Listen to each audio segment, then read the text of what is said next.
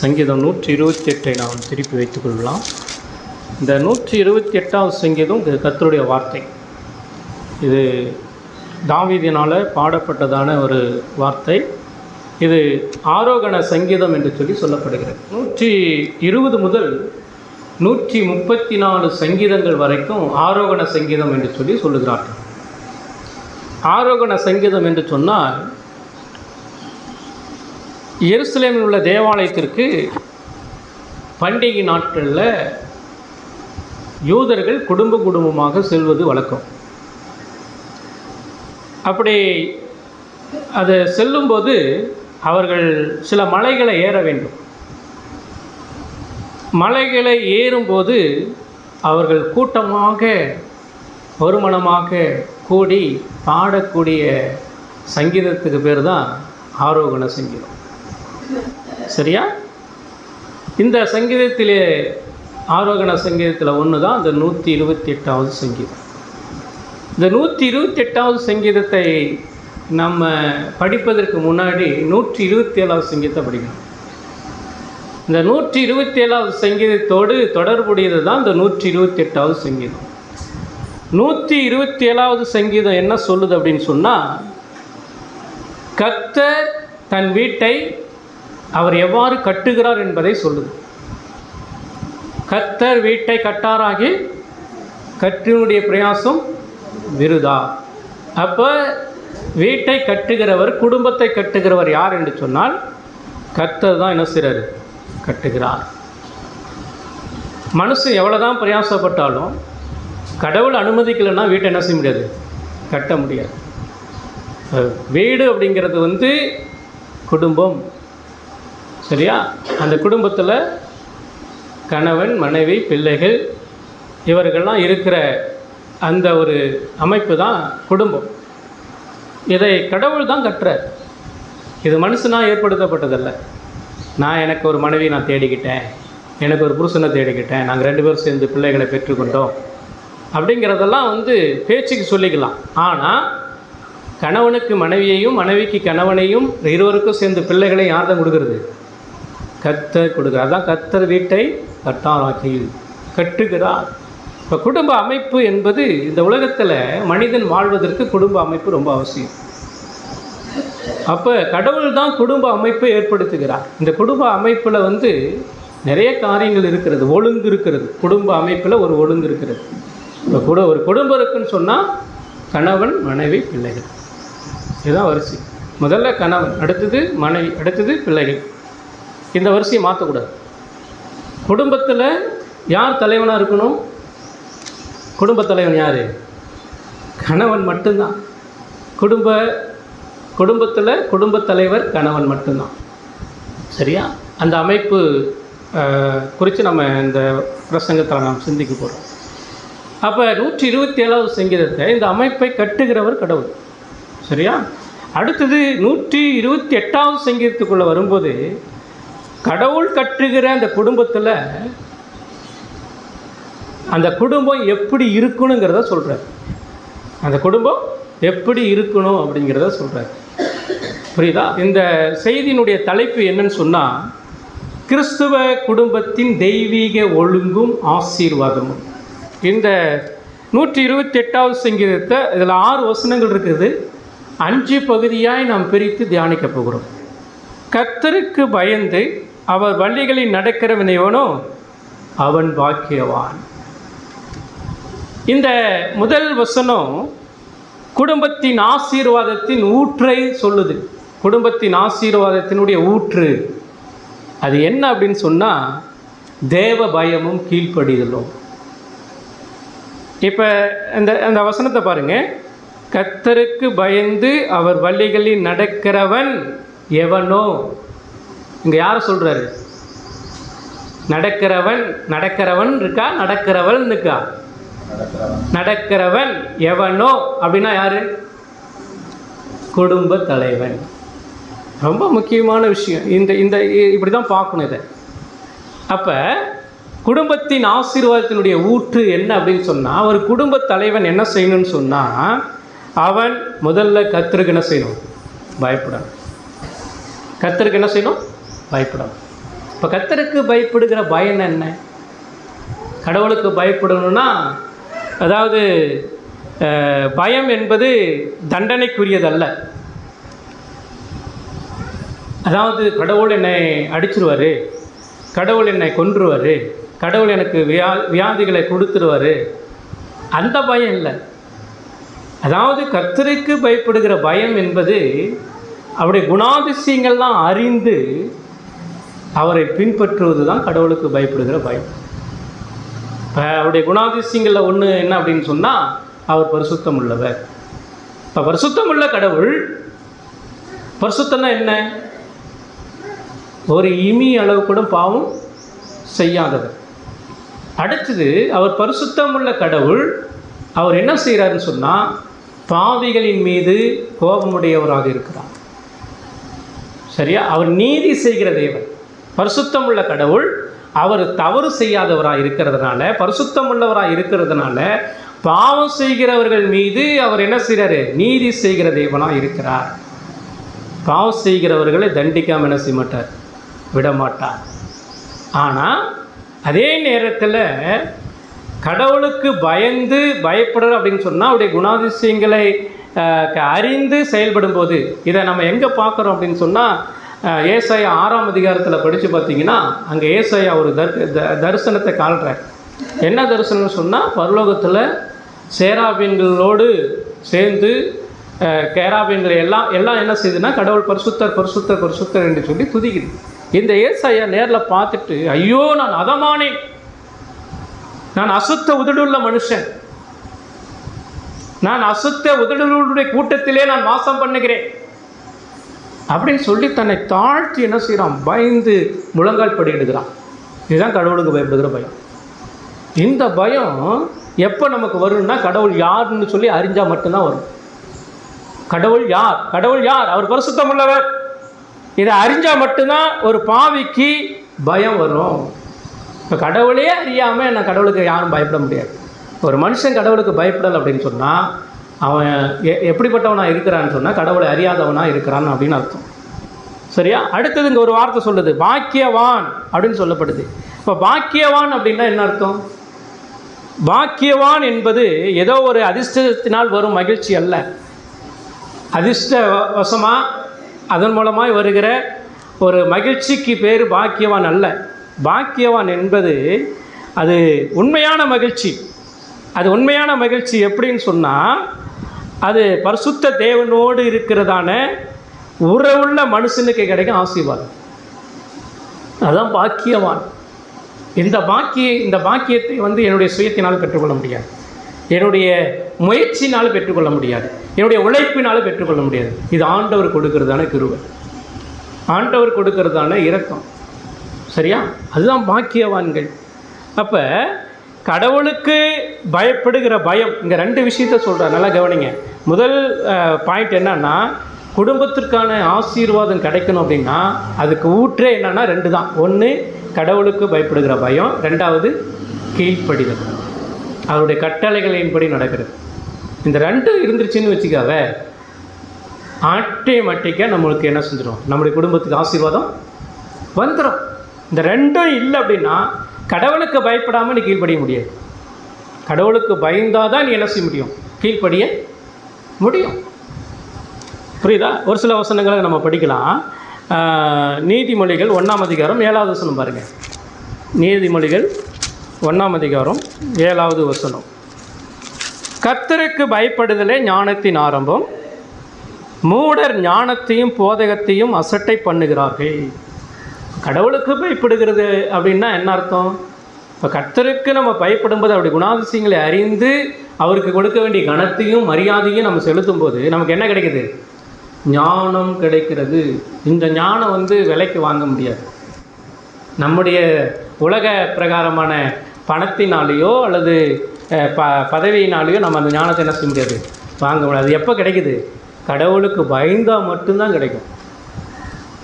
ஆனால் இது மூடர் என்ன செய்கிறதில்ல, விரும்புறதில்ல. மூடர் ஞானத்தையும் போதகத்தையும் என்ன செய்கிறாங்க? அசட்டை செய்கிறார்கள். மூடர் அப்படின்னா அறியாதவர்கள், கடவுளை அறியாதவர்கள். அவர்களுக்கு பேர் தான் மூடர். கடவுளை அறியாதவர்கள் மூடர். அதனால தான் இன்றைக்கி நிறைய பேர் என்ன செய்கிறாங்கன்னா, கடவுள் இல்லை என்று சொல்லுகிறவர்கள் ஏராளமானவர்கள். கடவுள் இல்லை, அவங்களுக்கு பேர் மதிகேடன். மதிகேடன் இன்றைக்கி கடவுள் இல்லை, இன்றைக்கி துணிஞ்சு பாவம் செய்கிறான்னா என்ன அர்த்தம்? கடவுள் பரிசுத்தமானவர், அவர் நீதி செய்கிறார் என்கிறதான அந்த அறிவு இல்லாதவன் என்ன செய்வான்? தொடர்ச்சியான பாவத்தை செய்வான். இன்னொரு வசனம் பாருங்கள், பிரசங்கி 12ஆம் அதிகாரம் 13வது வசனம். பிரசங்கி 12:13. எல்லாரும் வசனத்தை பாருங்கள். காரியத்தின் கடைத்தொகையை கேட்போமாக, தேவனுக்கு பயந்து அவர் கற்பனைகளை கைக்குள் எல்லா மனுஷர் மேல் விழுந்த கடமை இதுவே. வசனம் பாருங்கள், இது வேத வசனம், வார்த்தை, கடவுளுடைய வார்த்தை சொல்லுது. அதாவது இந்த வார்த்தை இந்த பிரசங்க புஸ்தகத்தில் 12 அதிகாரம் இருக்குது. 12 அதிகாரத்துக்கு லாஸ்ட்டில் தான் இந்த வசனத்தை சொல்கிறார். இந்த வசனம் முன்னாடி இருக்க வேண்டியது. இப்போ இந்த புஸ்தகத்தை நம்ம படிக்கணும்னா எப்படி படிக்கணும் தெரியுமா? இப்படி தான் படிக்கணும், இங்கிருந்து தான் போகணும். புரியுதா? ஏன்னா அவர் என்ன சொல்கிறாருன்னா, பிரசங்க என்ன சொல்கிறாரு? சாலமோன் தான் இதை எழுதுறாரு. அவர் என்ன எழுதுறாருன்னா, உலகம் எல்லாம் மாயை, சூரியனுக்கு கீழே நடக்கிறது எல்லாமே மாயை, அது மனதுக்கு சஞ்சலமாக இருக்கிறது. சரியா? நீ என்னதான் பிரயாசப்பட்டாலும் அதனால் ஒரு பலனும் இல்லை, ஒரு பலனும் இல்லை. பலன் என்னன்னா வருத்தமும் சஞ்சலமும் தான் பலன். அதனால் நீ ஒரே ஒரு காரியத்தை தான் செய்யணும். என்ன செய்யணும்னு சொன்னால், நீ செய்ய வேண்டிய ஒரே காரியம் என்னென்னா, நீ காரியத்தின் கடைத்தொகையை கேட்போமாக அப்படின்ற காரியத்தின் கடைத்தொகை என்னன்னு சொன்னால், தேவனுக்கு பயந்து அவர் கற்பனைகளை கைக்கொள் மனுஷர் மேல் விழுந்த கடமை. இப்போ இதுதான் நம்முடைய கடமை. என்ன? தேவனுக்கு பயந்து அவருடைய கற்பனைகளை கைக்கொள்கிறது தான் நம்முடைய கடமையே. இந்த கடமை ஒவ்வொரு குடும்ப தலைவனும் செய்யணும். ஒவ்வொரு குடும்ப தலைவனிடத்துலையும் இருக்கிறது. இப்போ குடும்ப தலைவன் என்ன செய்ய வேண்டும்? கடவுளுக்கு பயந்து, முதல்ல கடவுளுக்கு பயந்து அவருடைய கற்பனைகளை கை கொள்ளும் போது தான் அடுத்த சில ஆசீர்வாதங்கள் நம்மை தேடி என்ன செய்யுது? வருகிறது. அப்போ ஆசீர்வாதத்தினுடைய ஊற்று என்ன? ஒன்று, தேவனுக்கு பயப்படுகிற பயம். ரெண்டாவது, அவருடைய கற்பனைகளை கை கொள்வது. அதான் கீழ்ப்படிதல். இந்த கீழ்ப்படிதல், ஒரு சிலர் கீழ்ப்படிவாங்க, ஒரு சிலர் கடவுளுக்கு பயப்பட மாட்டாங்க. அப்படிலாம் கிடையாது. முதல்ல பயந்தால் தான் கீழ்ப்படிக்க முடியும். கீழ்ப்படிந்துட்டு பயப்படக்கூடாது. கடவுளுக்கு பயந்துட்டு அப்புறமா என்ன செய்யணும்? கீழ்ப்படியணும். அதே ஏசாயா 6ஆம் அதிகாரத்தில் அவர் கண்ட தரிசனத்தில், ஐயோ நான் அதமானேன்னு சொல்லிட்டு நான் செத்து போயிடும், அப்படி தான் கடவுளை நேரில் நான் பார்த்துட்டேன், நான் செத்துருவேன்னு சொல்லிட்டு, அடுத்தது அவன் தன்னுடைய பாவத்தை அறிக்கை செய்து, ஆண்டவரே நான் என்ன செய்ய சித்தமாக இருக்கிறேன் என்று சொல்லி கேட்குறான். நான் யாரை அனுப்புவேன் அப்படின்னு சொல்லும்போது, என்ன அனுப்புங்கன்றான். என்னுடைய ஊழியத்தை செய்வதற்கு யாரை நான் அனுப்புவேன் என்று சொல்லி கடவுள் கேட்குறாரு. இந்த ஏசாயா, என்ன அனுப்புங்க, நான் போகிறேன். அப்போ கீழ்ப்படிதல் எங்கே வந்துருச்சு? பின்னாடி தான் வருது. முன்னாடி அவன் கடவுளுக்கு பயந்தான், கடவுளை பார்த்தான், கடவுளை அறிந்தான், கடவுளுக்கு பயந்தான். சரியா? அடுத்தது தன்னை தாழ்த்தினான், தான் ஒரு பாவி என்பதை ஒத்துக்கொண்டான், மனம் திரும்பினான், அறிக்கை செய்தான், ரட்சிப்பை பெற்றுக்கொண்டான். இப்போ அவன் கீழ்ப்படுகிறான். யார் கீழ்ப்படிவா? தேவனுடைய கட்டளைக்கு யார் கீழ்ப்படிவா? ரட்சிக்கப்பட்டவங்க மட்டும்தான்.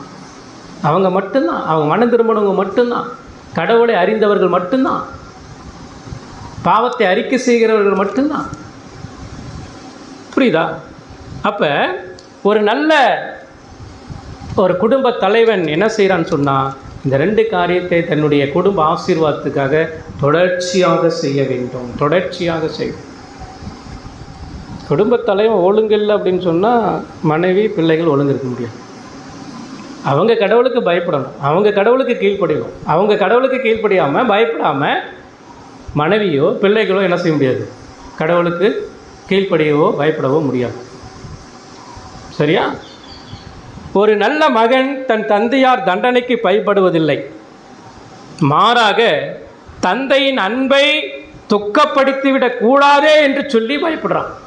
ஒரு கடவுளுக்கு பயப்படுகிற பயம் அப்படிங்கிறது என்னென்னா, ஒரு நல்ல மகன் இருக்கிறான்னு சொன்னால், மகன் என்னை அடிச்சிருவார், கொன்றுவார் அப்படிங்கிறதுக்காக அவன் பயப்படுறதில்லை.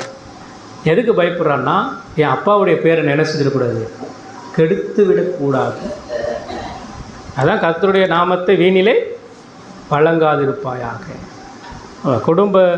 ஒரு குடும்பத்தினுடைய ஆசீர்வாதத்தினுடைய ஊற்றே என்னென்னா 2 விஷயம். ஒன்று கடவுளுக்கு பயப்படுகிற பயம், இன்னொன்று கீழ்ப்படி. 2வது காரியம், 128வது சங்கீதம் 2வது வசனத்தை வாசிங்க.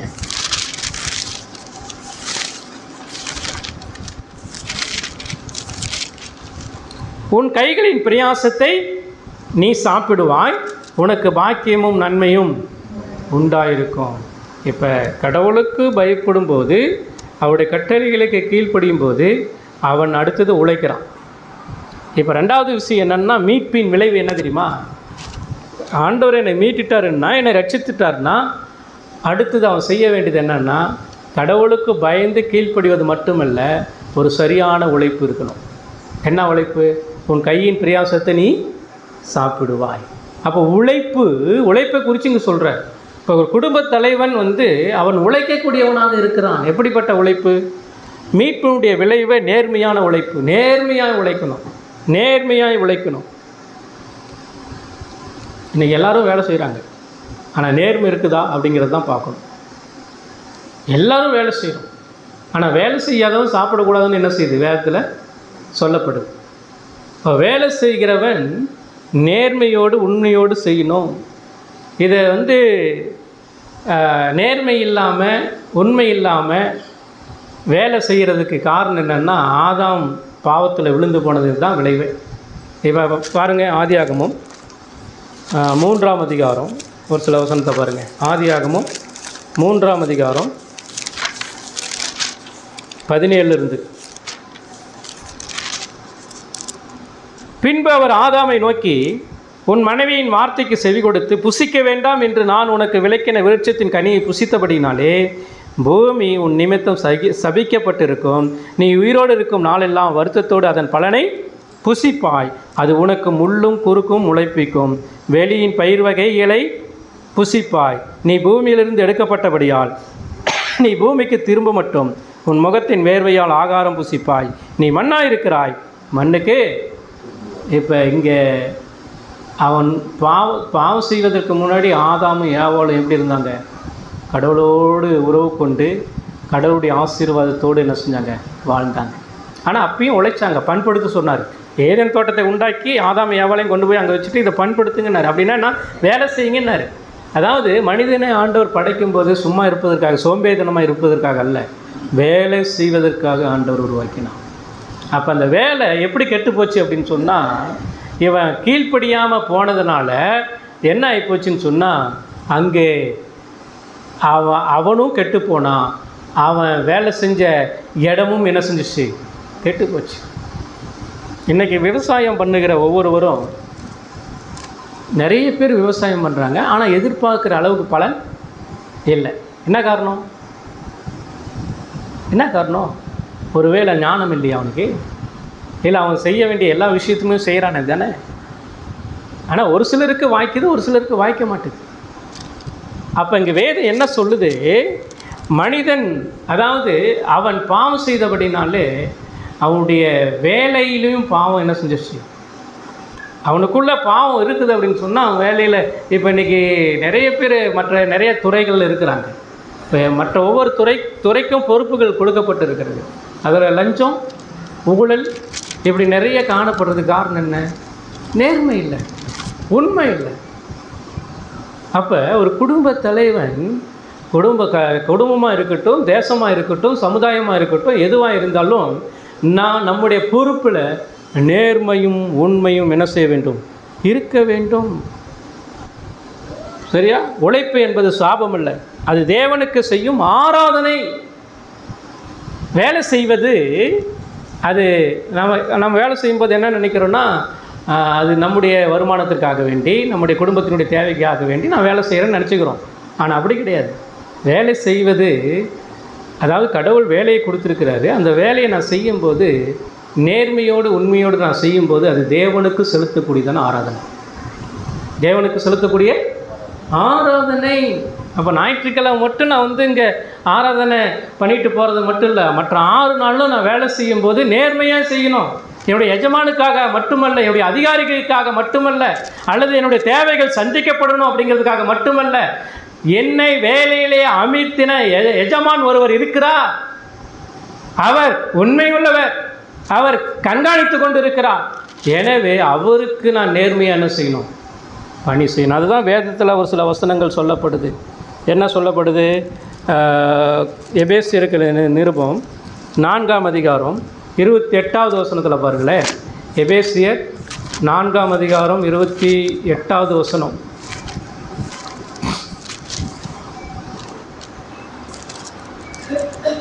திருடுகிறவன் இனி திருடாமல் குறைச்சல் உள்ளவனுக்கு கொடுக்கத்தக்கதாக தனக்கு உண்டாயிருக்கும்படி தன் கைகளின் நலமான வேலையை செய்து என்ன செய்கிறான்?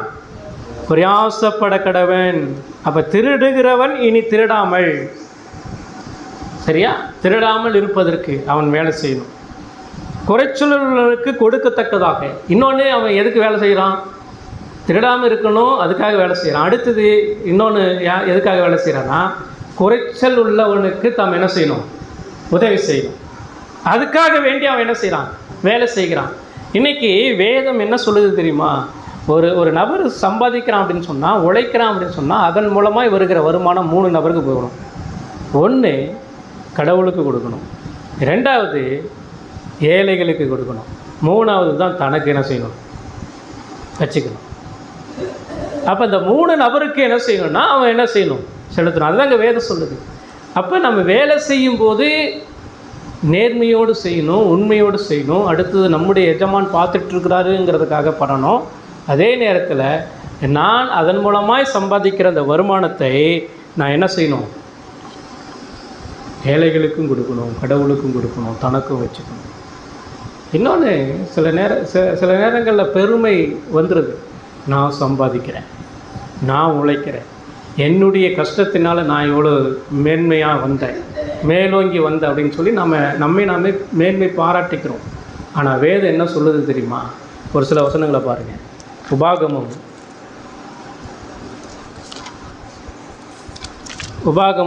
8ஆம் அதிகாரம் 17-18 வசனத்தை பாருங்கள். உபாகமும் 8ஆம் அதிகாரம் 17வது வசனம் 18வது வசனம். என் சமார்த்தியமும் என் கைபலனும் இந்த ஐஸ்வர்யத்தை எனக்கு சம்பாதித்தது என்று நீ உன் இருதயத்தில் சொல்லிக்கொள்ளாமலும் இருக்க எச்சரிக்கையாயிரு. அடுத்து 18வது வசனம். உன் தேவனாகிய கர்த்தரை நினைப்பாயாக, அவரே உன் பிதாக்களுக்கு ஆணையிட்டு கொடுத்து தம்முடைய உடன்படிக்கையை உறுதிப்படுத்தும்படி இந்நாளில் உனக்கு உண்டாயிருக்கிறது போல ஐஸ்வர்யத்தையும் சம்பாதிக்கிறதுக்கான பலனை உனக்கு கொடுக்கிறவ. புரியுதா வசனம்? எவ்வளோ தெளிவாக சொல்லுதுன்னு. நான் சம்பாதிச்சிட்டேன்னு சொல்லி நீ சொல்லிட்டு இருக்காத. சம்பாதிக்கிறதுக்கான பலன் வேணுமா இல்லையா? அந்த பலனை, சமார்த்தியத்தை யார் கொடுக்கிறது? தேவன் கொடுக்கிறார். அப்போ எந்த விதத்திலும் நீங்களும் நானும் பெருமை பாராட்டுறதுக்கு இடமே இல்லை. எனவே இங்கே சங்கீதத்தில் நம்ம பார்க்குறோம், கிறிஸ்துவ குடும்பத்தின் தெய்வீக ஒழுங்கு என்னன்னு சொன்னால், குடும்பத் தலைவன் முதலாவது கடவுளுக்கு பயப்படுகிற பயத்தோடும், அடுத்தது கீழ்ப்படிதலோடு இருக்கணும். 2வது அவன் நேர்மையாய் உழைக்கிறவனாக இருக்க வேண்டும். நேர்மையாய் உழைக்கிறவனாக இருக்க வேண்டும். சரியா? 3வது 128வது சங்கீதம் 3வது வசனத்தை பாருங்கள்.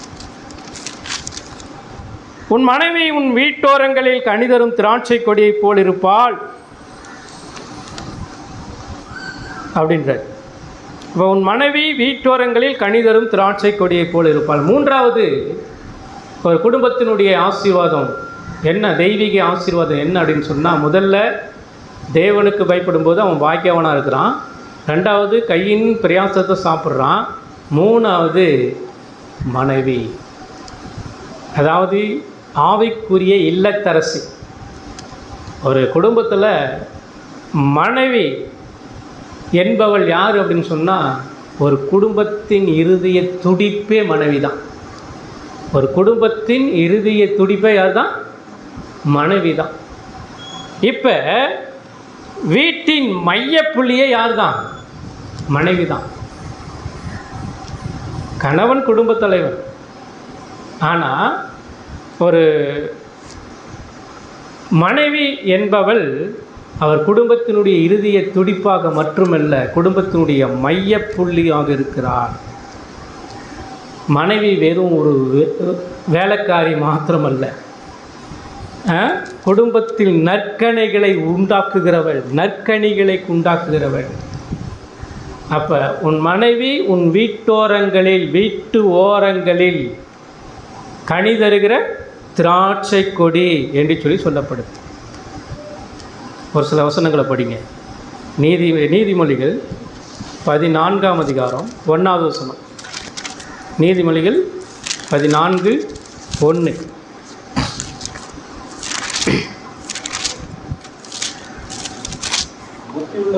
புத்தியுள்ள ஸ்திரீ தன் வீட்டை கட்டுகிறாள், புத்தி இல்லாத ஸ்திரீயோ தன் கைகளினால் அதை என்ன செய்கிறாள்?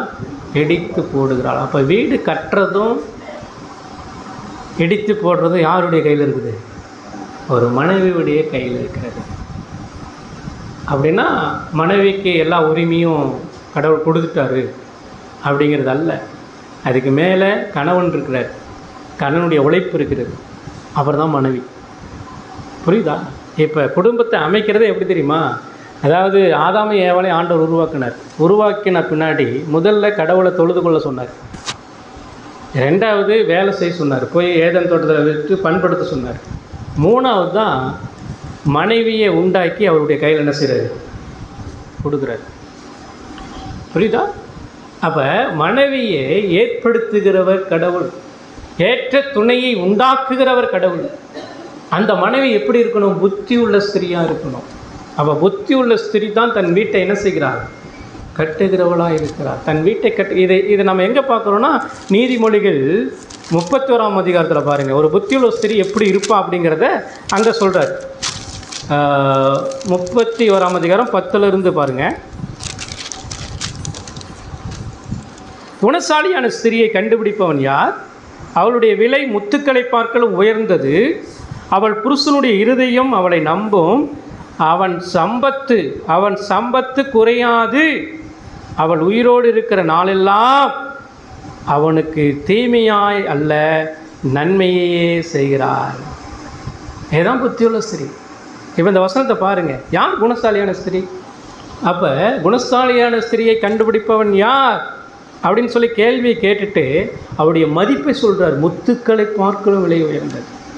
தன்னுடைய குடும்பத்தில் இருக்கிற மனைவி கனி தருகிற திராட்சை கொடியை போல் இருப்பாள் என்று சொல்லப்படுகிறது. அவள் கனி தருணும் அப்படின்னு சொன்னால் வீட்டு ஓரங்களில் நடப்பட்டிருக்கிற அந்த மையப்புள்ளியே மனைவி தான். அவள் சரியாக இருந்துட்டாருன்னா குடும்பம் சரியாயிடும். குடும்பத்தில் பிரச்சனையே வராது. இன்றைக்கி குடும்பத்தில் பிரச்சனைக்கு காரணமே புத்தி இல்லாத ஸ்திரீனால தான். புத்தி இல்லாத ஸ்திரீ தான் என்ன செய்கிறா? தன் வீட்டை இடித்து போடுகிறவளாக இருக்கிறார். அப்போ மனைவியை உருவாக்குவது யார்? மனைவியை நற்குல கனிகளாக மாற்றுவது யார்? ஒரு சில வசனத்தை பாருங்கள். 1 தீமோத்தேயு 2ஆம் அதிகாரம் 1 தீமோத்தேயு 2ஆம் அதிகாரம் 4-5 பாருங்களேன். தீத்து 2ஆம் அதிகாரம்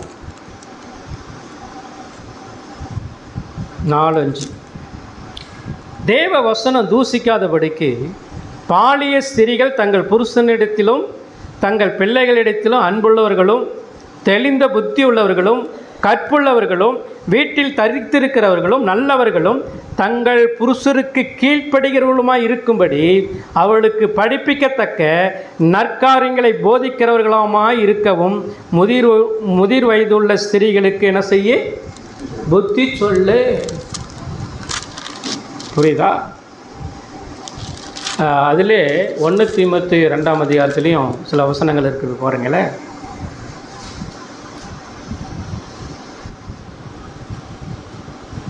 ஒன்பதாவது வசனத்திலிருந்து படிக்கிறோம் பாருங்கள். 1 தீமோத்தேயு 2ஆம் அதிகாரம் 9. ஸ்திரீகளும் மயிரை பின்னுதலினாலாவது பொன்னினாலாவது முத்துக்களினாலாவது விலையேற பெற்ற வஸ்திரங்களினாலாவது தங்களை அலங்கரியாமல் தகுதியான வஸ்திரத்தினாலும் நாணத்தினாலும் தெளிந்த புத்தியினாலும் தேவ பக்தியுள்ளவர்கள் என்று சொல்லிக் கொள்ளுகிற ஸ்திரீகளுக்கு ஏற்றபடியே நற்கிரைகளினாலும் தங்களை என்ன செய்யணும்? அலங்கரிக்க வேண்டும். 11வது வசனம். ஸ்திரீயானவள் எல்லாவற்றிலும் அடக்கம் உள்ளவளாயிருந்து அமைதியோடு என்ன செய்யணும்? கற்றுக்கொள்ள கடவுள். யார்கிட்ட கற்றுக்கொள்ளணும்? யார்கிட்ட அங்கே கீழே சொல்கிறார் பாருங்களேன், யார்கிட்ட கற்றுக்கொள்ள 12வது வசனம், உபதேசம் பண்ணவும் புருஷன் மேல் அதிகாரம் செலுத்தவும் ஸ்திரியானவளுக்கு நான் என்ன செய்கிறதில்ல, உத்தரவு கொடுக்கறதில்லை. அவள் அமைதலாக இருக்க வேண்டும். எண்ணத்திலானே முதலாவது ஆதாம் உருவாக்கப்பட்டால், பின்பு ஏவாள் உருவாக்கப்பட்டாள். மேலும் ஆதாம் வஞ்சிக்கப்படவில்லை, ஸ்திரியானவளே வஞ்சிக்கப்பட்டாள். இப்போ கவனிங்க, இங்கே ஒரு நல்ல முக்கியமான ஒரு பாயிண்ட் இருக்குது. என்ன பாயிண்ட் தெரியுமா? ஒரு குடும்ப தலைவன் அவன் முதல்ல கடவுளுக்கு பயந்து கீழ்ப்படியும் போது அவன் உண்மையாக உழைக்கிறான், நேர்மையாக உழைக்கிறான், அதன் மூலமாக சம்பாதனை கிடைக்குது. அதை வீட்டுக்கு கொண்டு வந்து என்ன செய்கிறான், கொடுக்குறான். மனைவி இடத்துல கொடுக்குறான். மனைவி என்ன செய்கிறாள், வீட்டை கட்டுகிறாள். ஆனால் அதே நேரத்தில் மனைவியை ஆளுகை செய்கிறது யார், கணவனாக இருக்கணும். மனைவி யார்கிட்ட கற்றுக்கொள்ளணும், யார்கிட்ட கற்றுக்கொள்ளணும், புருஷனிடத்தில் கற்றுக்கொள்ளணும். அவள் புருஷன் தேறினவனாக இருக்கணும், வேதத்தில் தேறினவனாக இருக்கணும். மனைவி புருஷனுக்கு போதிக்கக்கூடாது. அதுதான் 1 கொரிந்தியரில் சொல்கிறார். 1 கொரிந்தியரில் வாஸ்து பார்த்தீங்கன்னா 1 கொரிந்தியர் 14ஆம் அதிகாரத்தில் 34, 35 பாருங்கள். 1 கொரிந்தியர் 14ஆம் அதிகாரம் 34, 35 சபைகளில் உங்கள் ஸ்திரீகள் பேசாமல் இருக்க கடவர்கள், பேசும்படி அவர்களுக்கு உத்தரவில்லை, அவர்கள் அமர்ந்திருக்க வேண்டும், வேதமும் அப்படியே சொல்லுகிறது. வசனத்தை பாருங்கள். அவர்கள் 35 பாருங்கள். 14ஆம் அதிகாரம் 1 கொரிந்தியர் 14, 35 அவர்கள் ஒரு காரியத்தை கற்றுக்கொள்ள விரும்பினால் வீட்டிலே புருஷரிடத்தில் விசாரிக்க கடவர்கள். ஸ்திரீகள் சபையிலே பேசுகிறது. அதுதான் அங்கே சொல்லுது. என்ன சொல்லுதுன்னா, போதிக்கிறதற்கு ஆண்களுக்கு மட்டும்தான் அதிகாரம். சபையிலேயே இருக்கட்டும், குடும்பத்திலேயே இருக்கட்டும், வசனத்தை போதிக்கணும் அப்படின்னு சொன்னால் ஆண்கள் மட்டும்தான் போதிக்கணும். பெண்கள் போதிக்கிறதுக்கு புருஷனுக்கு அதிகாரம் பண்ணுவதற்கு, புருஷனுக்கு போதிப்பதற்கு இங்கே வேதம் அனுமதிக்கலை. இதெல்லாம் ஒரு ஒழுங்கு, குடும்பத்தினுடைய ஒழுங்கு. புரியுதா? அதனால தான் 128வது சங்கீதத்தில் 1வது வசனத்தில் கர்த்தருக்கு பயந்தவருடைய வழியில் நடக்கிறவன் எவ்வளோன்னு சொல்லப்படலை, எவனோன்னு சொல்லப்படுது. ஏன் எவ்வளோன்னு சொல்லப்படலை? இதான் ஒழுங்கு. இதை ஒழுங்கை நம்ம மாற்றவே என்ன செய்யக்கூடாது, கூடாது. அதுக்கு தான் குடும்பத்தில் மனைவி கற்றுக்கொள்ளணும்னா யார்கிட்ட தான் கற்றுக்கொள்ளணும், புருஷனிடத்தில் கற்றுக்கொள்ளணும். புருஷன் மனைவிடத்தில் கற்றுக்கொள்ளணும்லாம் சொல்லப்படணும். புரியுதா? இதுதான் ஒழுங்கு. இது கிறிஸ்தவ குடும்பத்தினுடைய ஒழுங்கு. அப்போ என்ன செய்யணும், சரி எப்படி கற்றுக்கொள்வது? ஒரு கணவன், ஒரு குடும்ப தலைவன் தன் மனைவிக்கு எப்படி போதிக்கிறது? கற்றுக்கொண்டால் மட்டும்தான் போதிக்க முடியும். அதில் தேறினவனாக இருந்தால் மட்டும்தான் போதிக்க முடியும். அதுக்கு தான் ஒவ்வொரு நாளும் குடும்ப ஜெபம் பண்ணணும். ஒவ்வொரு நாளும் குடும்ப ஜெபத்தை ஒரு ஆண் நடத்தணும். ஏன்னா குடும்ப தலைவன் அவர் தான். அவங்க குடும்பத்துக்கு குட்டி பாஸ்டர் அவர் தான். இப்போ அவர் என்ன செய்யணும், ஒரு பாட்டு பாடி ஒரு வசனத்தை வாசிச்சுட்டு அந்த வசனத்திலிருந்து அர்த்தத்தை சொல்லி மனைவிக்கும் தன்னுடைய பிள்ளைகளுக்கும் போதிக்கணும். இதுதான் ஒழுங்கு. ஒரு கிறிஸ்தவ குடும்பத்தினுடைய ஒழுங்கு இதுதான். சரியா? அப்போ தான் அந்த ஸ்திரீ ஆனவள் என்ன செய்வான்னா, தான் புருஷனுக்கு கொடுக்க வேண்டிய மரியாதை என்ன செய்வான், கொடுப்பான். அப்போ தான் அந்த ஸ்திரீயானவள், மனைவியானவள் தான் புருஷனுக்கு முற்றிலுமாக கீழ்ப்படியவாள். அது எப்படி? அதுதான் சொல்கிறாரு எபேசியர் 5ஆம் அதிகாரத்தில் பார்த்தீங்கன்னா, மனைவியானவள் தன் புருஷனுக்கு என்ன செய்யணும், கீழ்ப்படிந்திருக்க வேண்டும். எப்படி கீழ்ப்படிந்திருக்கு? எதை போல? சபை கிறிஸ்துவுக்கு கீழ்ப்படிவது போல. சபை என்னது? மணவாட்டி. அவர் யார்? மணவாளன். புரியுதா? வேதம் அப்படி தான் சொல்லுது. நீ எப்படி கீழ்ப்படியணும், மனைவி புருஷனுக்கு எப்படி கீழ்ப்படியணும்னா, அதாவது சபை எப்படி கிறிஸ்துவுக்கு கீழ்ப்படுகிறதோ, சபை என்கிறது மணவாட்டி, புரிஞ்சுக்கோங்க, பெண். அவர் தான் மணவாளன், வரப்போகிறார். இந்த சபை மணவாட்டி கிறிஸ்துவுக்கு எப்படி கீழ்ப்படுகிறதோ அப்படி போல மனைவியானவள் தன் புருஷனுக்கு என்ன செய்யணும், அதுதான் வேதம் சொல்லுது. சரியா? அப்போ ஆசீர்வாதங்கள், அதாவது ஒரு மனைவி, ஒரு இல்லத்தரசி, குடும்பத்தில் ஒரு மையப்புள்ளி, அவள் ஆசீர்வாதமானவள். தன் மனைவி ஆவிக்குரிய ரீதியில் ஒழுங்காயிட்டான்னு வச்சுக்க. அதனால தான் 1 பேதுருவில் என்ன சொல்கிறாரு தெரியுமா, ஒழுங்கில்லாத புருஷனையே ஒழுங்குபடுத்துறது யார் தான்? ஸ்திரியானவர். 1 பேதுருல பாருங்கள், 1 பேதுரு 3ஆம் அதிகாரத்தில் அழகாக சொல்கிறார். 1 பேதுரு 3ஆம் அதிகாரம் 1வது வசனம் பாருங்களேன். அந்தபடி மனைவிகளே உங்கள் சொந்த புருஷர்களுக்கு கீழ்ப்படிந்திருங்கள். அப்பொழுது அவர்களில், வசனத்தை நல்லா கவனிங்க, அப்பொழுது அவர்களில் யாராவது திருவசனத்துக்கு கீழ்ப்படியாதவர்களாக இருந்தால் பயபக்தியோடு கூடிய உங்கள் கற்புள்ள நடக்கையை அவர்கள் பார்த்து போதனையே இன்றி மனைவிகளின் நடக்கையினாலேயே ஆதாயப்படுத்தி கொள்ளப்படுவார்கள். இந்த வசனம் 2 வசனம் என்ன சொல்லுது? ஒரு புத்தியுள்ள ஸ்திரியாக இருப்பானா அவள் ஒருவேளை சத்தியத்தை தான் புருஷன்கிட்ட கற்று தேறினவளாக இருப்பாளானால், ஒருவேளை தான் புருஷன் அதுக்கு பின்னாடியே அவருக்கு வழி தவறி அவிசுவாசத்தில் போயிட்டு கெட்ட நடக்கையில் இருப்பானால் அதை சரிப்படுத்தக்கூடியதான பொறுப்பு யாருக்கு இருக்கிறது? மனைவியானவள். புருஷன் தான் மனைவியை ஆயத்தப்படுத்தணும். ஆனால் அதே நேரத்தில் புருஷனே ஒழுங்கு இல்லைன்னா அப்போ ஆவிக்குரிய மனைவி என்ன செய்வாள்? தான் புருஷனை சரிப்படுத்துகிறாள். எதனால்? கற்புள்ள நடக்கையினால், கற்புள்ள நடக்கையின் மூலமாக. புரியுதா? இதுதான் வேதம் சொல்லுகிறது. இதுதான் கடவுள் கொடுக்கறதான ஆசீர்வாதம், இல்லத்தரசி. அப்போ ஒருத்தர் சொல்கிறார், என்ன சொல்கிறாருன்னா, ஒரு இறையில் ஆசிரியர் ஒருத்தர் சொல்கிறார், ஜான் மெக்காத்தார் என்கிற ஒருத்தர் சொல்கிறாரு, ஒரு பக்தியுள்ள மனைவி தன் கணவனுக்கு கீழ்ப்படிந்து வீட்டை ஆவிக்குரிய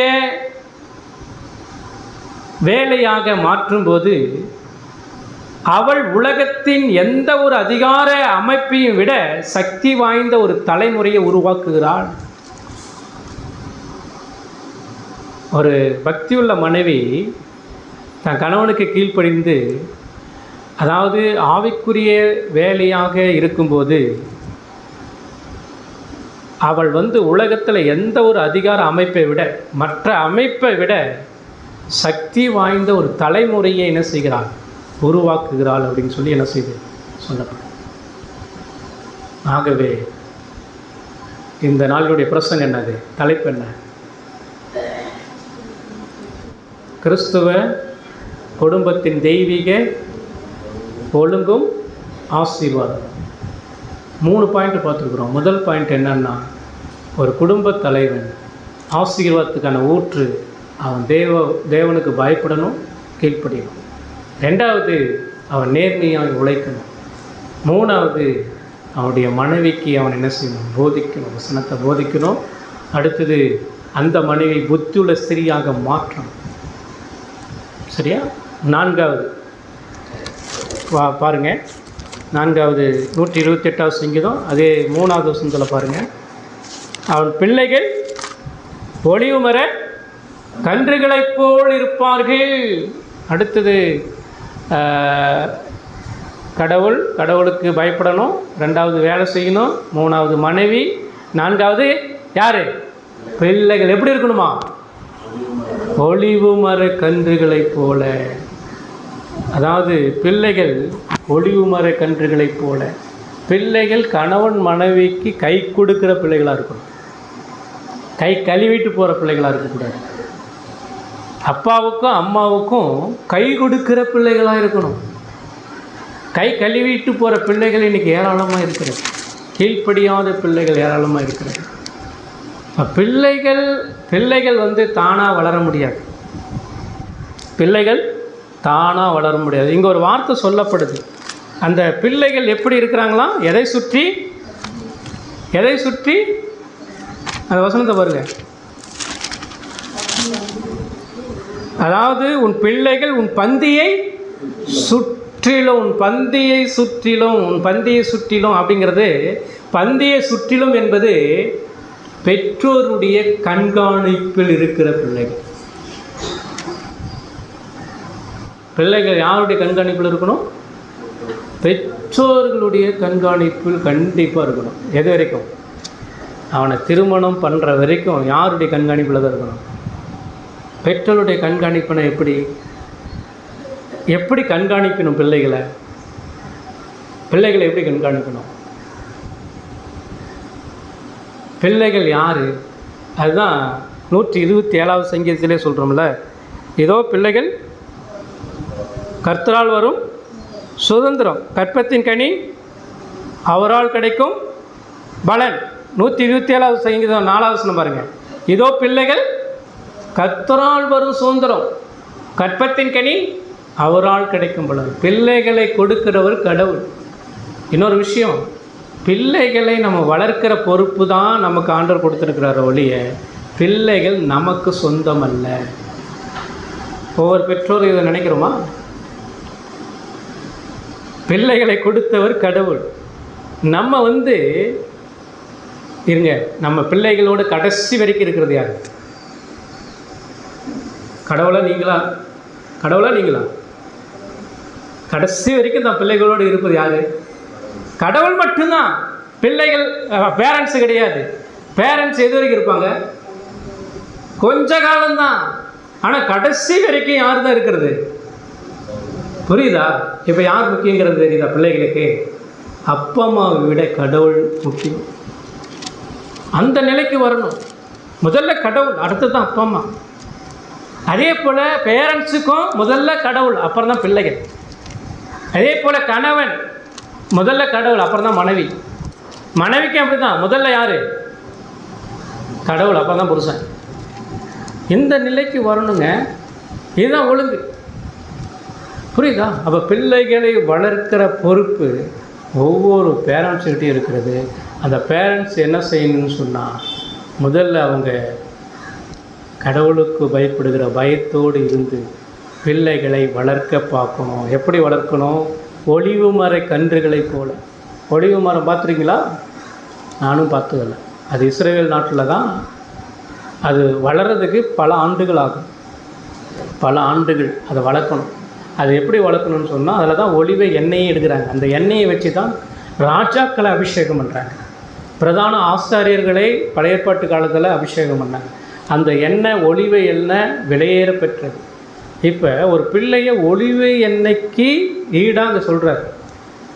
ஒளிவை எண்ணெய்க்கு ஈடாக அப்படின்னா, அந்த ஒளிவை எண்ணெய் வரணும் அப்படின்னு சொன்னால் அந்த மரத்தை எப்படிலாம் வளர்க்கணும்? அந்த மரம், ஒளிவு மரம் என்பது அது கண்ணும் கருத்துமாக நம்ம என்ன செய்யணும்? பாதுகாக்கணும். அதுக்கு தண்ணி ஊற்ற வேண்டிய நேரத்தில் ஊற்றணும், எரு போட வேண்டிய இடத்துல போடணும். அதில் பக்கத்தில் இருக்கிற கலையெல்லாம் என்ன செய்யணும்? பிடுங்கணும். அதை வளர வளர வளர வளர அது கூடவே நம்ம என்ன செய்யணும்? இருக்கணும். அந்த மரத்துக்கும் வளர்கிற மரத்துக்கும் நமக்கும் ஒரு உறவு இருக்கணும். அதே போல் ஒரு வளருகிற பிள்ளைக்கும் ஒரு பேரண்ட்ஸுக்கும் அந்த ஐக்கியம் இருக்கவே இருக்கணும். இன்றைக்கி பிள்ளைகள் நிறைய கெட்டு போகிறதுக்கு காரணம் என்ன தெரியுமா? பேரண்ட்ஸும் கண்டுகொள்வதில்லை. கல்லூரி படிப்பு வரைக்கும் கூட இருப்பாங்க. கல்லூரி படிப்பு முடித்த உடனே அவங்க கல்லூரிக்கு போகிறதுனால, ஹாஸ்டலுக்கு போகிறதுனால அவங்க கையில் ஒரு செல்லை வாங்கி கொடுத்துட்டு, நீ உன் படிப்பை பார்த்துக்கான்னு சொல்லி விட்டுறது. கண்காணிக்கிற பழக்கம் கேட்டால் நேரம் இல்லை. கேட்டால் என்னல்ல? நேரம் இல்லை. புரியுதா? இன்றைக்கி மக்கள் கெட்டு எவ்வளோ நாசமான ஒரு நிலையில் இருக்குது தெரியுமா? இன்றைக்கி வாலிபர் பிள்ளைகள் கஞ்சா சின்ன சின்ன வயசுலேயே செல்லு இல்லாமல் அவன் வாழவே முடியாது. அந்த நிலைக்கு போயிடுச்சு இன்றைக்கி. இதெல்லாம் என்ன காரணம்? பிள்ளைகளை வளர்க்கிற விதம். எபேசியர்களை நிருபம் 6ஆம் அதிகாரம். எபேசியருக்கு எழுதிய நிருபம் 6ஆம் அதிகாரம் வசனம் 1 பாருங்களேன். பிள்ளைகளுக்கு சொல்கிறார், பிள்ளைகளே உங்கள் பெற்றாருக்கு கர்த்தருக்குள் என்ன செய்யுங்க? எப்படி கீழ்ப்படியணுமா? பிள்ளைகளுக்கு என்ன சொல்கிறார் கடவுள்? பிள்ளைகளை உங்கள் பெற்றாருக்கு எப்படி கீழ்ப்படியணும்? கர்த்தருக்குள் இருந்து கீழ்ப்படியணும். கர்த்தருக்குள் இல்லைன்னா அவன் என்ன செய்ய மாட்டான்? பெற்றோருக்கு கீழ்ப்படியவே மாட்டான். கர்த்தருக்குள் இருக்கணும். கீழ்ப்படிகிறதுக்கு கற்றுக் கொடுக்குறதே வேதம் தான். கீழ்ப்படிகிறதுக்கு கற்றுக் கொடுக்குறதே கடவுள் தான். அவர் தான் வேதத்தின் மூலமாக பிள்ளைகள் எப்படி கீழ்ப்படியணுங்கிறத கற்றுக் கொடுக்குறாரு.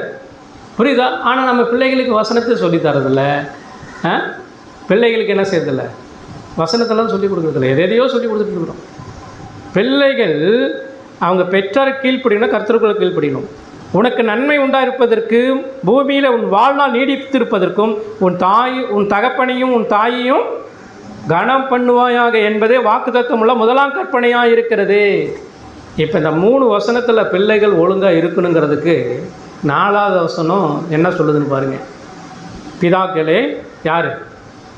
அப்பமாவே, நீங்களும் உங்கள் பிள்ளைகளை கோபப்படுத்தாமல் கர்த்தருக்கேற்ற சிட்சையிலும் போதனையிலும். சிட்சை வேணும்னா இருக்குது, சிட்சிக்கிறோம். அடுத்தது இருக்குதா? அதுதான் பிரச்சனை இல்லை. சிட்சை, அதை செய்யாத, இதை செய்யாத, அதை பார்க்காத, செல்லை பார்க்காத, இதை பார்க்காத, சிட்சிக்கிறோம் அல்லது அடிக்கிறோம். ஆனால் போதனை இருக்குதா? அதுதான் ரொம்ப முக்கியம். இங்கே என்ன சொல்ல வர்றாரு? உங்கள் பிள்ளைகளை கோபப்படுத்தாதீங்க. முதல்ல கோபப்படுத்தாமல் என்ன செய்யணும்னா, கர்த்தருக்கேற்ற சிட்சையிலையும் போதனையிலையும். கர்த்தருக்கேற்ற சிட்சை, அதுவும் அதுலேயும் சொல்கிறாரு. சிட்சைனா கர்த்தருக்கேற்ற சிட்சை, ஒழுங்கு. அடிக்கணும்னா எத்தனை வயசில் அடிக்கலாம் பிள்ளைகளை? அடிக்கணும்னா எத்தனை வயசில் அடிக்கலாம்? டீனேஜ் வர வரைக்கும் அடிக்கலாம். அதுக்கு மேலே பிள்ளை அடிக்கிறது ஒழுங்கு கிடையாது. புரியுதா? அடிக்கும் போதே 5ல் நம்ம என்ன செய்யணும்? அதுக்குள்ளே அடித்து அவனை என்ன செஞ்சிடணும்? வளைச்சி வச்சிடணும். நீ 5ல் நீ அவனை வளைக்காமல், அடித்து ஒடுக்கி வளர்க்காமல் 50ல் என்ன செய்யலாம்? வளைக்கணும், ஒடிக்கணும்னு நினச்சினியா வேலை நடக்காது. அதுதான் சொல்ல வரேன். பிள்ளைகளை வளர்க்கிற பொறுப்பு முதல்ல கணவன் இடத்துல தான் இருக்குது அதிகமாக. இன்றைக்கி நிறைய பேர் என்ன செய்கிறாங்கன்னா, மனைவி விட்டுட்டு போயிடுறாங்க வேலை நிமித்தமாக. உபாகமம் எடுத்துக்காங்க. உபாகமம் 5ஆம் அதிகாரம்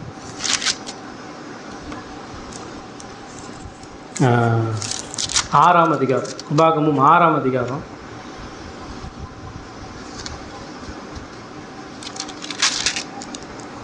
4வது வசனத்தை பாருங்க. இஸ்ரவேலே கேள். இஸ்ரவேல்னா யாரு? ஆனா பெண்ணா? ஆண். நம்முடைய தேவனாகிய கர்த்தர் ஒருவரே கர்த்தர். நீ உன் தேவனாகிய கர்த்தரிடத்தை உன் முழு இதயத்தோடும் உன் முழு ஆத்துமாவோடும் உன் முழு பலத்தோடும் அன்பு கூறுவாயாக. இன்று நான் உனக்கு கட்டளையிடுகிற இந்த வார்த்தைகள் உன் இருதயத்தில் இருக்க கடவுள். முதல்ல என்ன செய்யணும் தெரியுமா? உன் இருதயத்தில் இருக்கணும். நான் சொல்கிற கட்டளை வேதம் உன் இருதயத்தில் இருக்கணும். யாருடைய இருதயத்தில்? இஸ்ரவேல் தகப்பனுடைய இருதயத்துக்குள்ள. ஒரு தகப்பனுடைய இருதயத்துக்குள்ள இருக்கணும். அப்புறம் நீ அவைகளை உன் பிள்ளைகளுக்கு என்ன செய்யணும்? யாருக்குங்க? எப்படி போதிக்கணும்? கருத்தாய் போதித்து, நீ உன் வீட்டில் உட்கார்ந்திருக்கிற போதும், வழியில் நடக்கிற போதும், படுத்து கொள்ளுகிற போதும், எழுந்திருக்கிற போதும் அவைகளை குறித்து என்ன செய்ய? பேசி அவைகளை உன் கையின் மேல் அடையாளமாக கட்டிக்கொள்வாயாக. அவைகள் உன் கண்களுக்கு நடுவாக ஞாபகுறியாய் இருக்க கடவுதுன்ற. அப்போ இங்கே யாருக்கு சொல்கிறாரு? ஒரு பிள்ளை வளர்க்குறதுல கருத்தாய் போதிக்கிற பொறுப்பு யாருக்குன்னா கணவனுக்கு தான். சரியா? இதெல்லாம் நடைமுறை வாழ்க்கை தான் ஒழுங்கு. இது இல்லை அப்படின்னு சொன்னால் நம்முடைய பிள்ளைகளை வளர்க்கலாம். நல்லா சாப்பாடு போட்டு துணிமணி வாங்கி கொடுத்து நல்ல கல்லூரியில் படிக்க வச்சு பிள்ளை என்ன கேட்குறானோ அதெல்லாம் என்ன செய்யலாம்? வாங்கி கொடுக்கலாம். ஆனால் நம்ம வாங்கி கொடுக்கறதெல்லாம் பிள்ளையை ரட்சிக்காது. நம்ம வாங்கி கொடுக்கறதெல்லாம் பிள்ளைகளை ஒழுங்குபடுத்தாது.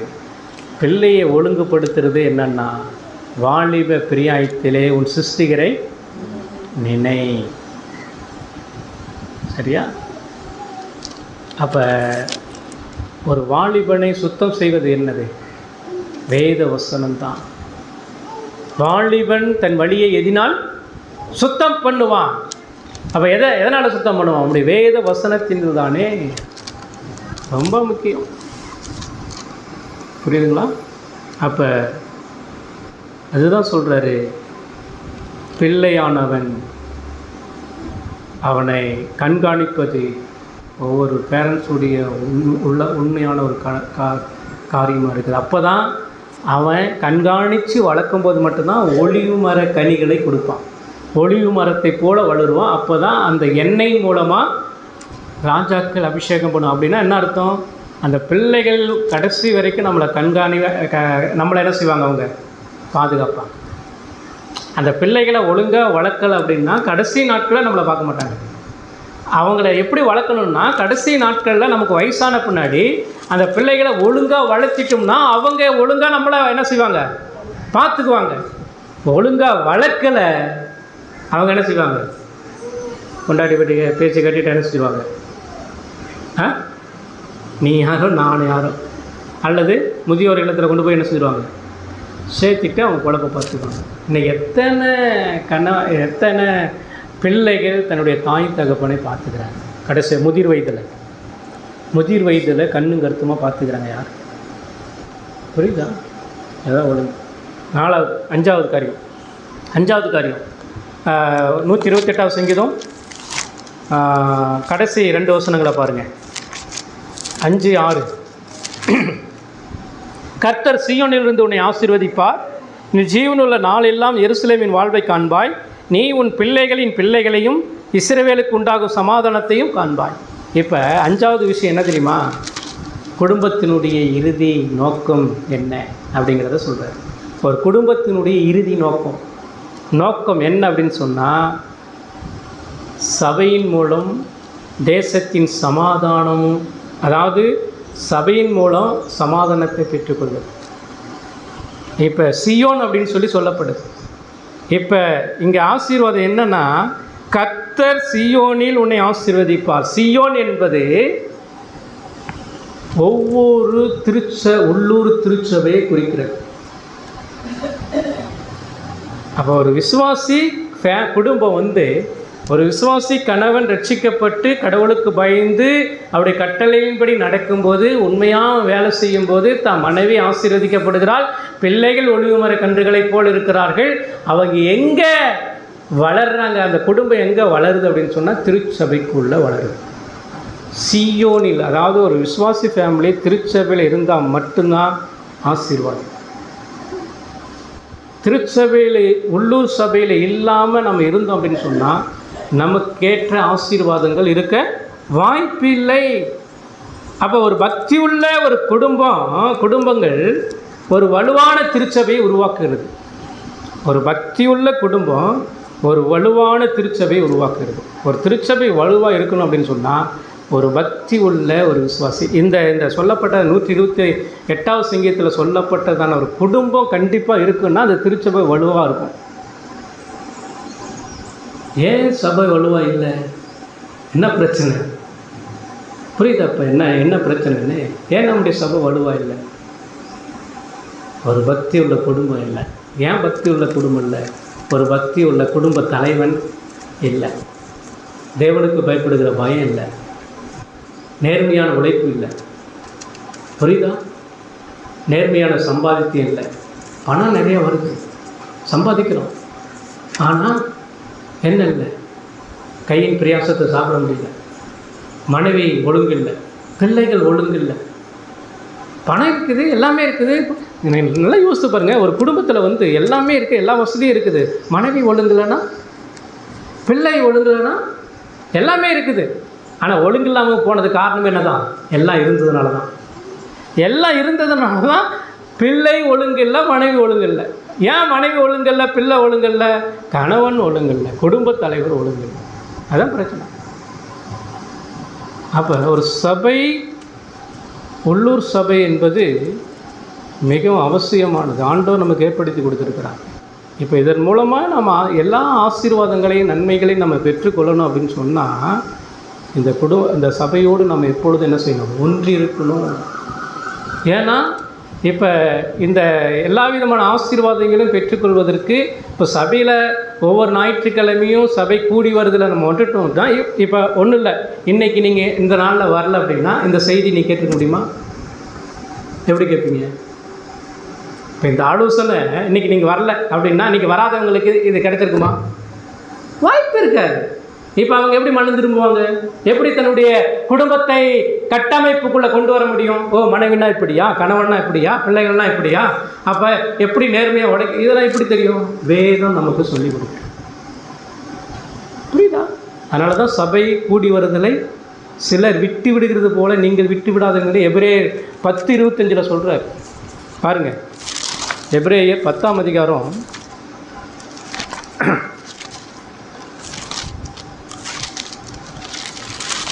25 பாருங்களேன்.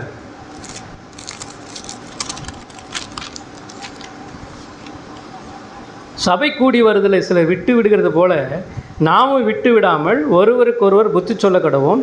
நாளானது சமீபித்து வருகிறதை எவ்வளவாய் பார்க்கிறீர்களோ அவ்வளவாய் புத்தி சொல்ல வேண்டும். சத்தியத்தை அறியும் அறிவை அடைந்த பின்பு, அப்போ இந்த சத்தியத்தை அறியும் அறிவை அடைந்த பின்புனா எங்கே அந்த அறிவு வரும்? சபை கூடுதலை வரும்போது மட்டும்தான். சபை கூடுவர்களை விட்டுட்டோம்னா சத்தியத்தில் அறிகிற அறிவு நமக்கு இருக்க வாய்ப்பு கிடையாது. புரியுதுங்களா? 18ஆம் நூற்றாண்டில் வாழ்ந்த இறை வல்லுனர் ஜோனத்தான் எட்வர்டு அப்படின்னு சொல்லி ஒருத்தர் இருக்கிறார்.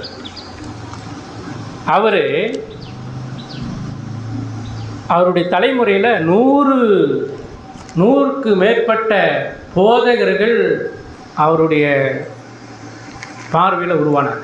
அவருடைய குடும்பத்திலிருந்து உருவானார். அப்போ நம்ம குடும்பத்தினுடைய நோக்கம் என்ன? நம்ம சபையிலிருந்து, நம்ம குடும்பத்திலிருந்து ஊழியர்கள் எழும்ப வேண்டும். கடவுளுக்கு ஊழியம் செய்கிறவர்கள் எழும்ப வேண்டும். அதுதான் நோக்கம். ஒரு நல்ல ரட்சிக்கப்பட்ட நபராக நம்ம பிள்ளைகளை வளர்க்கணும். இப்போ இதுதான் இறுதி நோக்கமே. இப்போ இறுதி நோக்கம் என்ன? ஆண்டவர் என்னை தனிமையாக இருந்த என்னை எனக்கு ஒரு மனைவி கொடுத்தாரு, கணவனை கொடுத்தாரு, பிள்ளைகளை கொடுத்தாரு, வேலையை கொடுத்தாரு, ஆசீர்வதித்துக்கு. என்ன நோக்கம்? நோக்கம் என்ன? சீயோனில் நான் உன்னை ஆசீர்வதித்தேன். எந்த சீயோன்? திருச்சபை தான். இப்போ இந்த சபை இது இது வந்து உள்ளூர் திருச்சபை. உலகில் ஆவிய திருச்சபைன்னு ஒன்று இருக்குது. ரட்சிக்கப்பட்டவர்கள் எல்லாம் ஒரு இடத்துல கூடுவாங்க. இப்போ இந்த சபை அப்படியே எடுத்துக்கொள்ளப்படும் எங்கே? பரலோகத்துக்கு. இப்போ பரலோகத்தில் தான் நம்ம நித்தியமான ஆசீர்வாதத்தை நம்ம என்ன செய்ய போகிறோம்? பெற்றுக்கொள்ள போகிறோம்.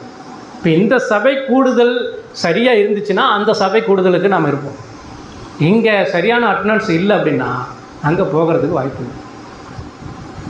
சரிங்களா? அதனால தான் ஞாயிற்றுக்கிழமையை நம்ம ஒரு நாளும் என்ன செய்யக்கூடாது? அசட்டையாக எண்ணி விடக்கூடாது. புரியுதுங்களா? அப்போ இப்போ இதிலேருந்து நம்ம கற்றுக்கொண்ட சத்தியம் என்ன? 128வது சங்கீதத்திலேருந்து நம்ம கடவுள் நம்மோடு பேசின சத்தியம் என்ன? ஒரு கிறிஸ்துவ குடும்பம் தெய்வீக ஒழுங்கு, முதல்ல ஒழுங்கு இருக்குதா? ஒழுங்கான குடும்பம் ஆசீர்வதிக்கப்பட்டிருக்குதா? இப்போ நம்முடைய குடும்பத்தினுடைய ஆசீர்வாதம் என்ன? கடவுளுக்கு பயப்படுகிற பயம், கீழ்ப்படிதல், நேர்மையான உழைப்பு, என் மனைவி வீட்டோரங்களில் கனிதருகிற திராட்சை கொடி, என் பிள்ளை ஒளிவு மர கன்று. இவ்விதமாய் கடவுளுக்கு பயப்படுகிறவர்கள் இவ்விதமாய் ஆசீர்வாதமாக இருப்பாங்க. அவங்க சீயோனில் இருக்கிறவர்கள், திருச்சபையில் இருக்கிறவர்கள், நித்தியமான பரலோக ராட்சியத்துக்குரியவர்கள். இப்படிப்பட்டதான் ஆசீர்வாதத்திற்காக தான் ஆண்டவர் உங்களையும் என்னையும் அழைத்திருக்கிறார். எனவே எனக்கு பிரியமானவர், நம்ம யோசித்து பார்ப்போம். குடும்ப தலைவனாக இருக்கிற நான் என் குடும்பத்தை எப்படி கொண்டு போகிறேன்? கடவுளுக்கும் எனக்கும் உள்ள உறவு என்ன? எனக்கும் என் குடும்பத்துக்கும் இருக்கிற உறவு என்ன? எனக்கும் என் திருச்சபைக்கும் உள்ள உறவு என்ன? இப்படிப்பட்டதான ஒரு வாழ்க்கை நம்ம வாழ்கிறோமா? யோசித்து பாருங்கள். இந்த உலகம் நிலையானதல்ல. அடுத்த நாள் என்ன நடக்குன்னு தெரியாது. நாட்களை ஆண்டவர் நமக்கு ஈவாய் கொடுக்குறார். அதனால் நம்ம பயன்படுத்தணும். கடவுளோடு எப்பொழுதும் நெருங்கி ஜீவிக்கணும். நம்முடைய குடும்பத்தை நம்ம கையில் ஆண்டவர் கொடுத்துருக்கிறார்.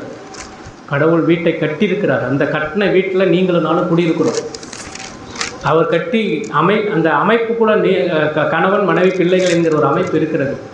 கணவனுக்குரிய பொறுப்பு, மனைவிக்குரிய பொறுப்பு, பிள்ளைகளுக்குரிய பொறுப்பு, இது எல்லாமே திருச்சபையில் இருந்து நம்ம என்ன செய்யணும்? கற்றுக்கொண்டு அந்த சபையில் நம்ம நிலைத்திருக்கும் போது மட்டும்தான் அந்த உண்மையான நிரந்தரமான ஆசீர்வாதத்தை நம்ம பெற்றுக்கொள்ள முடியும். அது மட்டும் இல்லை, இப்படிப்பட்ட ஆசீர்வாதங்களுக்கு பெறுவதற்கு மூல காரணராகிய ஆண்டவராகிய இயேசு கிறிஸ்து நம்முடைய குடும்பத்தின் தலைவராக இருக்கணும். என்னுடைய குடும்பத்தின் தலைவர் யார்? இயேசு கிறிஸ்து.